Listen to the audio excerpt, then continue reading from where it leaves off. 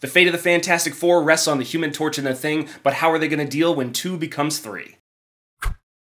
What's up, everybody? I'm Stan, and welcome to Detailed Comics, where we go over comics in detail. This is an iRate review, a show where I go over a comic book, its story, its art, give you my impressions, and let you know whether it's something you should go back to the comic book shop for or not.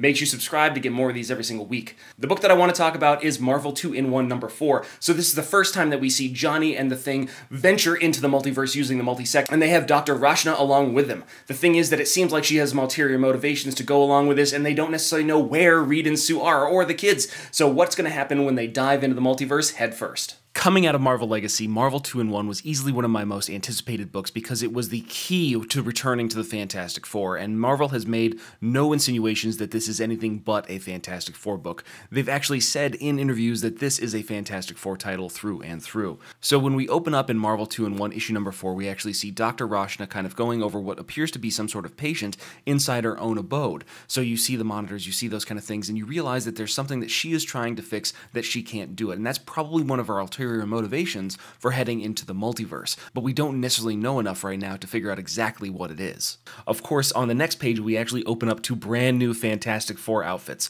While you might question the Thing's shorts, they overall look like a pretty stellar redesign, but let's not focus too much on the actual costumes themselves.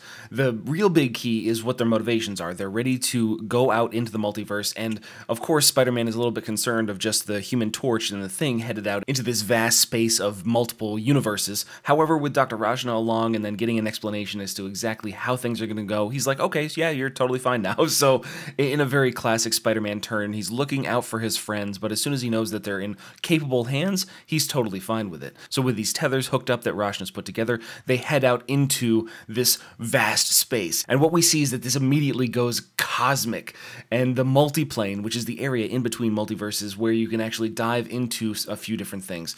Of course, there's a kind of hint here that it looks like Johnny has noticed something before they immediately go plunging into what is the next multiverse, and they just go crashing into the world. Literally, the Thing goes crashing into what looks to be New York City, while Human Torch kind of flames on and saves Rashna as they plummet into this multiverse.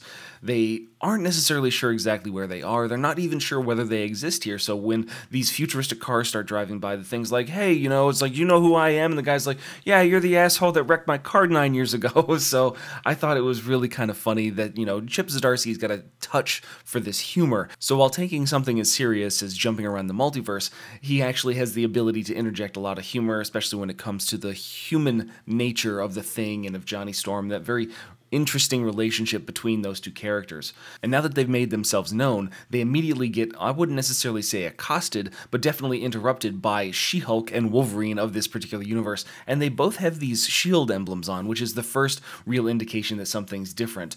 Not only that, they've got the brand new costumes, and this is definitely not the universe they know. However, since they've evidently had a really serious Skrull invasion, which we're going to find out about a little bit later on, we immediately go She-Hulk versus Thing, and we've got Wolverine versus Human Torch, and the battle layout is just fantastic. I love this opening panel where Wolverine's slashing at the Human Torch, you've got Johnny flaming on, you've got She-Hulk smashing Hull in the face, and then Thing, of course, you know, with his famous line, it's clobbering time, smashing her across the face with a car. That is until you see Wolverine plunge his claws into Johnny Storm, seeing the red blood. He's not necessarily, he's like, wait a minute, this isn't green, these guys aren't Skrulls, just in time for the Thing to smash him into the building next door. And he's just like, Reed Richards, now! And the fury is just on top of him. This is where we get the explanation. So they did deal with the Skrulls, kind of like the secret invasion that we had in the Marvel 616. However, it was way worse. There was a mass exodus from the Skrull homeworld. There was millions of people, or at least 1 million people that were displaced on Earth, so you never really knew who was a Skrull. It was a really trying time in this Marvel universe. And the one person that's really kind of holding everything together after various other events is Reed Richards. And he's in the middle of manipulating this kind of cosmic source engine as they reach out. And it's like, hey, Stretcho. And then, you know, there's this moment of glee and joy that you can see on the art from Reed Richards as he finally sees his friend Ben. And then immediately this kind of withdrawal and remorse as he realizes it's not his friend. It's somebody from the multiverse. He puts his face in his hands. You can see him start to cry, and then Human Torch is just like, yeah, no, we're obviously in the wrong place. This is not our Reed Richards. Hank McCoy explains everything because he understands that, you know, given how they're aged. They're not necessarily time travelers, so they must be from the multiverse. So they go along with this, and he tells them about the death of Ben Grimm, and everything really boils down to Galactus. Galactus is the linchpin moment for this particular universe, because Ben jumped directly into the fray with Galactus and was immediately vaporized. He was gone in an instant, and this totally distracted Reed from his ability to kind of take on Galactus. So the person that actually did this, while Reed was furious, was Victor Von Doom. He'd recently learned about some sort of psionic principle from the ovoids, and he was using it, but on something like the scale of Galactus, he wouldn't be able to use it so simply, so he created a machine to enhance it, and then proceeded to basically take over Galactus's body.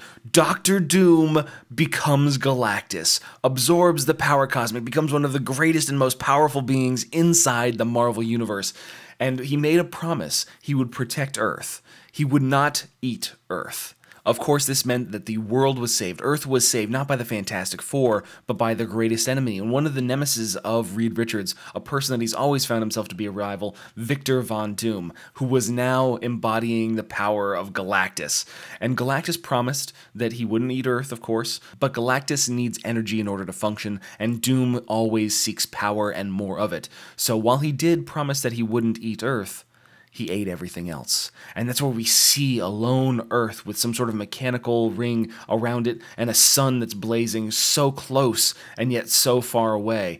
And when we look back into the comic book, we actually see the insinuation that you can't be Johnny. If you were here, the universe would cease to function, something along those lines. And that probably means that that glowing ball of energy that's around the edge of the sun, that has to be Johnny. And that's why Reed was so taken aback by his family coming to meet him. And that's one of the greatest things about Marvel 2-in-1 is that while we've talked about this before, Marvel 2-in-1 is basically a Fantastic Four book. It is taking into account all the principles, it is relying on the relationships, and it is cultivating those things inside the main 616 universe, as well as trying to expose different portions of that when they travel outside of it. And Marvel 2-in-1 is easily one of the best books to be reading right now if you are a Marvel fan. While I'm really sad that Jim Cheung wasn't necessarily on the art for these books, Valerio's art is pretty fantastic when it comes to this kind of stuff, and Jim Cheung solicited for Marvel 2-in-1 number 6.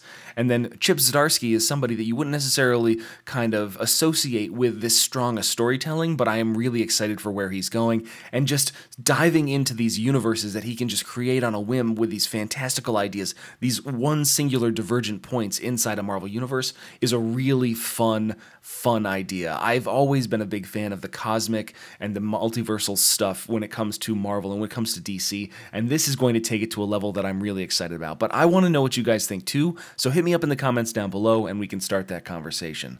As always, if you like what you see, hit the like button. Don't forget to subscribe to get more news, reviews, and commentary on comic books, comic book movies, comic book TV shows and games, and anything and everything having to do with the world of comics.